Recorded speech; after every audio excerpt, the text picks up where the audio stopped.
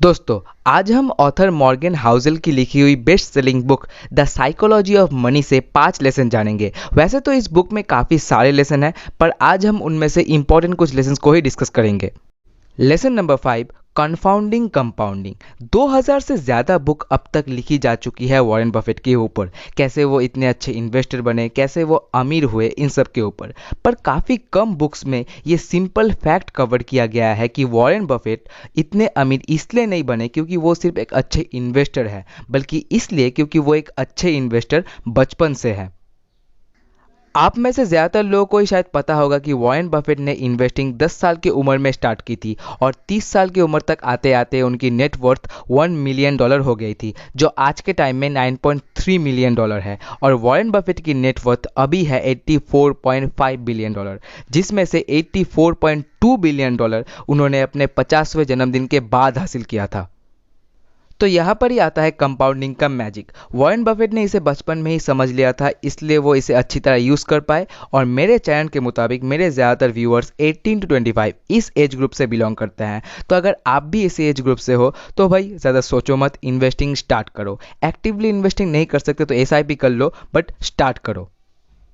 सोचो अगर Warren Buffett ने अपने 20s और 30s में सिर्फ पैसे उड़ाए होते और फिर 60 साल की उम्र तक कोई जॉब करने के बाद रिटायर हो जाते तो उनकी नेटवर्थ लगभग $11.9 मिलियन होती, जो आज के नेटवर्थ से 99.9% कम होती। इसलिए कंपाउंडिंग के मैजिक को जितनी जल्दी समझोगे उतना आपका भला होगा। Lesson number 4, freedom. सबसे बड़ा पावर जो वेल्थ आपको दे सकता है वो ये है कि अगर आपके पास बहुत ज़्यादा वेल्थ है तो आप हर रोज़ सुबह उठकर खुद से कह सकते हो, आज मैं जो चाहे वो कर सकता हूँ। नॉर्मली यही पैसों की सबसे बड़ी पावर है कि वो आपको आपका समय आपके मुताबिक कंट्रोल करने की फ्रीडम देता है। पर ऐसा मत सोचना कि आपके पास पैसे होने से ही आपको फ्रीडम मिल जाएगी। नहीं, ऐसा नहीं है। आपका पैसा कैसे आ रहा है ये उसके ऊपर डिपेंड करता है कि आपको फ्रीडम मिलेगा या नहीं।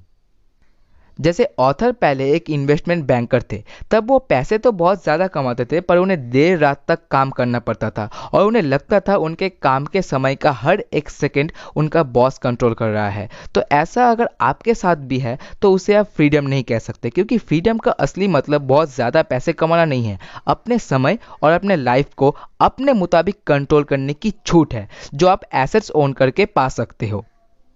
Lesson number 3, getting wealthy versus staying wealthy. आपने ऐसे लोगों के बारे में तो कहीं ना कहीं सुना ही होगा या पढ़ा होगा जो कि बहुत ज़्यादा अमीर तो बन गए पर अमीर बन के ज़्यादा दिन रह नहीं पाए। और ज़्यादा रिच फैमिली के साथ ऐसा होता है कि जहाँ पहले जनरेशन्स ने बहुत ज़्यादा पैसे बनाए और पर उनके बाद के जनरेशन्स ने सारे पैसे उड़ा दिए या बैंकरप्ट हो गए। इन सब का कारण ये नहीं कि उन्हें पैसे कमाने नहीं आते, पैसे उन्हें कमाने आते हैं पर पैसे संभालने नहीं आते। और यही ऑथर समझाना चाहते हैं कि अमीर बनना और अमीर बन के रहना दो अलग स्किल है और इनके लिए आपको अलग अलग चीज़ें सीखना पड़ेगा। जैसे अमीर बनने के लिए आपको रिस्क लेना सीखना पड़ेगा और अमीर बन के रहने के लिए आपको जितना हो सके रिस्क अवॉइड करना पड़ेगा। थोड़ा डरना पड़ेगा कि अगर मेरे सारे पैसे खो गए तो मेरा क्या होगा। ये सोचकर ज़्यादा से ज़्यादा पैसे फिजूल के खर्चों से बचाकर फिर से री इन्वेस्ट करना पड़ेगा, ताकि आप हमेशा अमीर बने रहो। एक टिप यहाँ मैं आपको देना चाहूँगा, कभी भी कोई ऐसी चीज़ अपने लिए मत खरीदो जो आपके टोटल पैसों का 10% से ज़्यादा हो। जैसे अगर आप 1 लाख की बाइक खरीदना चाहते हो तो आपके पास मिनिमम 10 लाख होने चाहिए, तभी आप उसे अफोर्ड कर सकोगे। Lesson number 2, man in the car paradox. कोई भी आपसे उससे ज़्यादा इम्प्रेस नहीं होता जितना कि आप दूसरों से होते हो।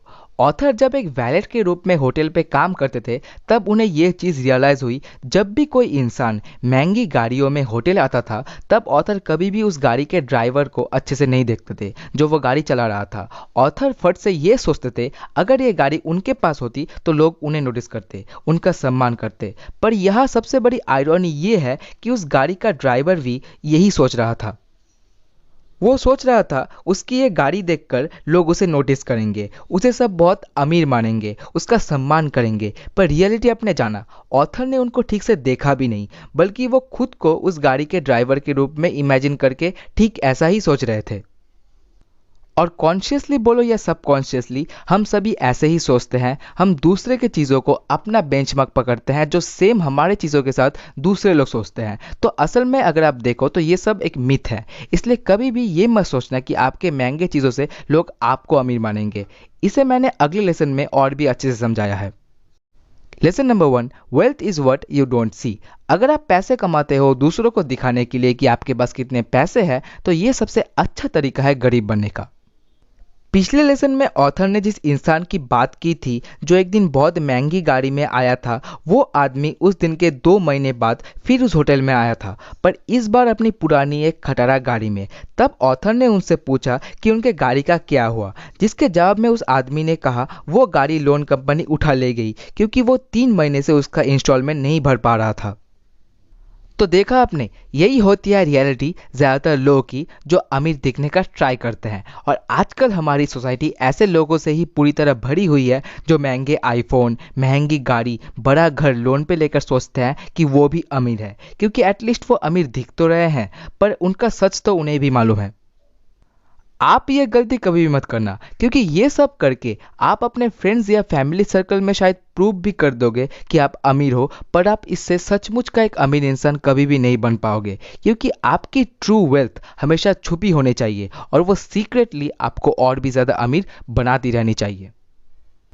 वॉरेन बफेट आज भी अपनी वही पुरानी गाड़ी चलाते हैं। बिल गेट्स, मार्क जुकरबर्ग या हमारे इंडिया के राकेश झुंझुनवाला जी को आप कभी भी बहुत महंगे कपड़ों में नहीं देखोगे, क्योंकि ये लोग सचमुच के अमीर इंसान हैं। The psychology of money book की लिंक डिस्क्रिप्शन में है, आप वहाँ से इसे देख सकते हो। और इस बुक के बारे में और जानना है तो मुझे कमेंट में बताओ। फ्री ई बुक चाहिए तो चैनल सब्सक्राइब करो, वीडियो को लाइक करो। हम मिलेंगे फिर अगले हफ्ते, तब तक सीखते रहे, सिखाते रहे। जय हिंद।